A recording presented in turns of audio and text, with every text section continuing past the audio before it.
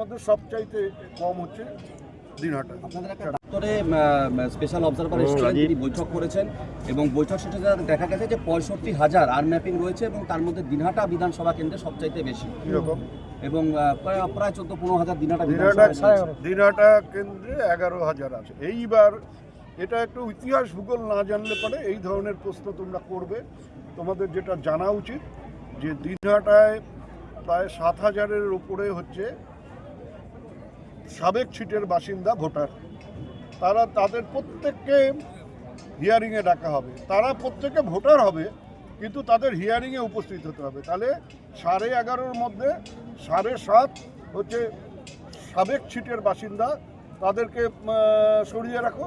তাহলে জেলার মধ্যে সবচাইতে কম হচ্ছে দিনহাটা। আপনাদের একটা দাবি আছে যে আনম্যাপিং এর যে তালিকা সেটা আগেই একটা দেওয়ার দাবি করছেন, এখনো কমিশন থেকে দেওয়া হয়নি, এই বিষয়টি আমাদের জেলা সভাপতি তো প্রেস করে বলেছে যে ওটা দিতে হবে এবং আমরা ওই দাবিতে এখনও মানে সবাই একই, মানে আমাদের স্ট্যান্ড এক, কোনো মানে এটা দিতে হবে।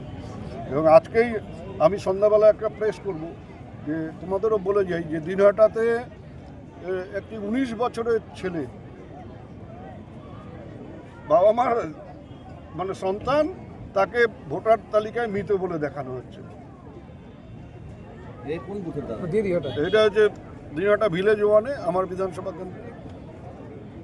এখন মতো 21টা পেলাম, দিয়ে দিচ্ছে।